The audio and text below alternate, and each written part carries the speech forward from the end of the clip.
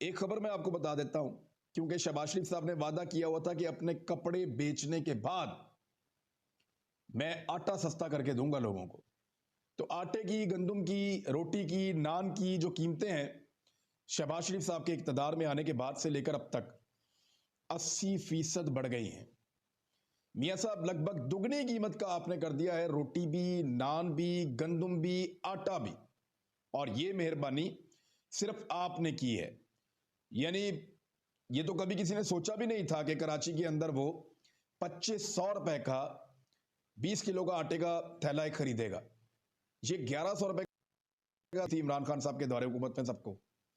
सब ने जो है वो तबाही फेरी हुई थी जब ये 1100 रुपए का था, और आज ये 2500 रुपए का है, और तब कोई इसके ऊपर बात करने को तैयार नहीं है। सादा नान है, रोटी है, उनकी कीमतें भी होशरुबा अंदाज में बढ़ रही हैं। आम आदमी, मजदूर रोजाना काम करता है, बाहर खाना खाता है, उसके लिए भी लाजमी बात है इससे मुश्किलात बढ़ेंगी।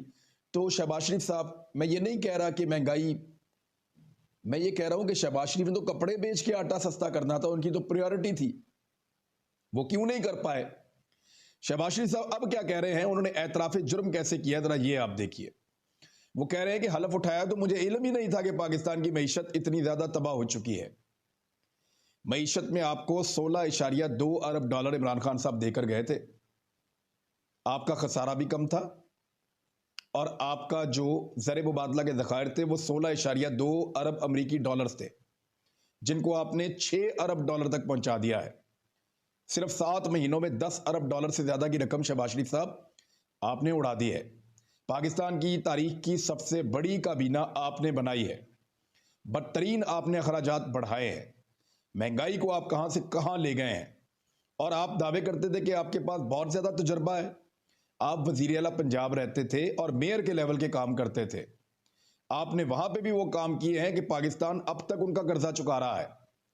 यानी जो ऑरेंज ट्रेन आपने लाहौर में बनाई है, वो पाकिस्तान को इतनी महंगी पड़ी है कि उसका एक टिकट अगर 200-250 रुपए का भी, अब तो 300 रुपए का भी देना, तो उसका कर्जा नहीं उतार सकता पाकिस्तान। ये कर्जा भी आपने पाकिस्तानियों के सर के ऊपर चढ़ा दिया है शहबाज शरीफ साहब। तो यहां पंजाब के वजीर आला के तौर पे आपको पैसे इकट्ठे नहीं करने पड़ते थे, मईशत को चलाना नहीं पड़ता था, यहां सिर्फ आप पैसे खर्च करने के लिए आते थे। अब आपको आटे दाल का भाव पता चला है, तो तजर्बाकारी के जो दावे हैं कि हम ये कर देंगे, वो कर देंगे, 6 महीने में अगर मैंने इकॉनमी ठीक ना कर दी तो मेरा नाम इमरान न्याजी रख देना, तो शहबाज शरीफ साहब अब आपका क्या नाम रखें। इमरान खान न्याजी साहब तो आपसे बहुत अच्छा काम कर रहे थे, बहुत बेहतर काम कर रहे थे, ग्रोथ भी ज्यादा थी, एक्सपोर्ट्स भी ज्यादा थी, मईशत बेहतर थी। अभी इस वक्त पाकिस्तान के अंदर लगभग 15 से 20 लाख लोग, सीधे सीधे 15 लाख लोग तो सिर्फ टेक्सटाइल के, और बाकी शोबों में मिला के 20 लाख के करीब लोग आपने बेरोजगार कर दिए हैं। यानी नए लोगों को नौकरी देने की बजाय जो लोग पहले से नौकरी के ऊपर मौजूद थे, उनको काम मिला हुआ था, वो सारे आपने बेरोजगार कर दिए हैं। तो शहबाज शरीफ साहब अब एतराफे जुर्म करें या ना करें, लोगों ने आपको पहचान लिया है कि आपके ऊपर जो एक लबादा चढ़ा हुआ था अच्छे एडमिनिस्ट्रेटर का, और यानी जिन लोगों से आपने ये कहलवाया बार बार कि आप बड़े अच्छे एडमिनिस्ट्रेटर हैं, उनको अब आप ओहदों के साथ नवाज रहे हैं।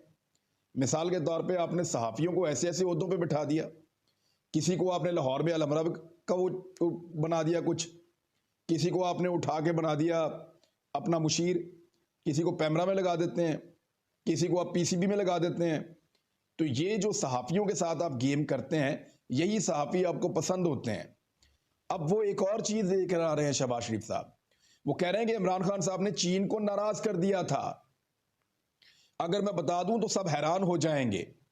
कोई एक छोटा सा वाकया उठाएंगे, क्योंकि उस दौर के अंदर एक वाकया हुआ था दहशतगर्दी का, और उसमें चाइनीज की हलाकतें हो गई थी।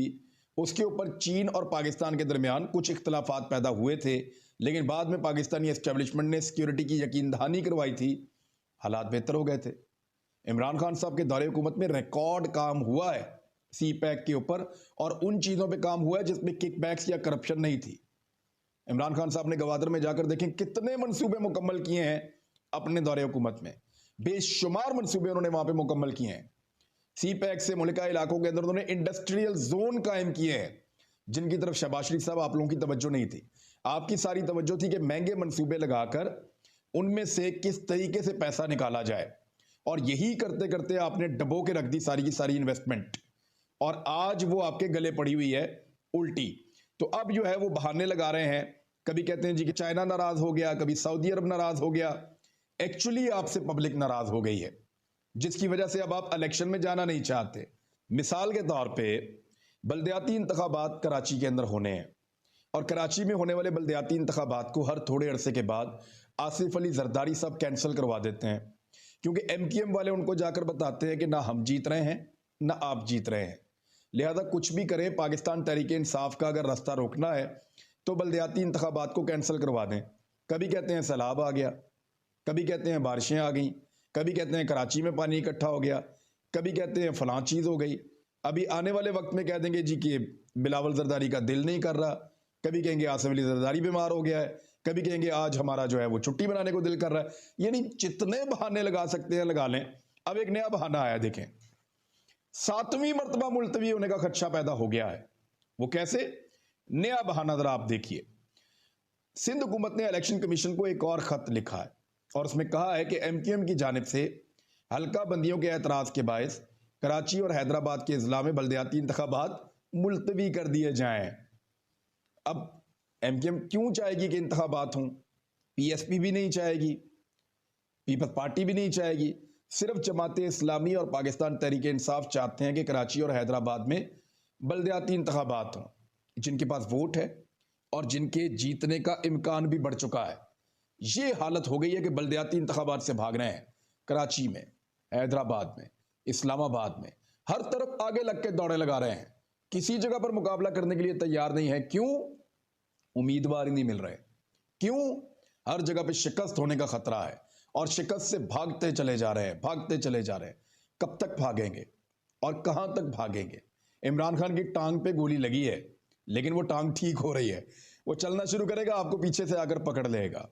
और जितना लो आप लोग गए हैं, जितनी इंसानी हुकूक की खिलाफ वर्जियां की हैं, और जितने आपने जुल्म किए हैं, इस मुल्क में अवाम आपसे उनका हिसाब लेंगे इंतखाबात में। अब तक के लिए इतने, अपना ख्याल रखिएगा, अपने इस चैनल का भी। अल्लाह हाफिज।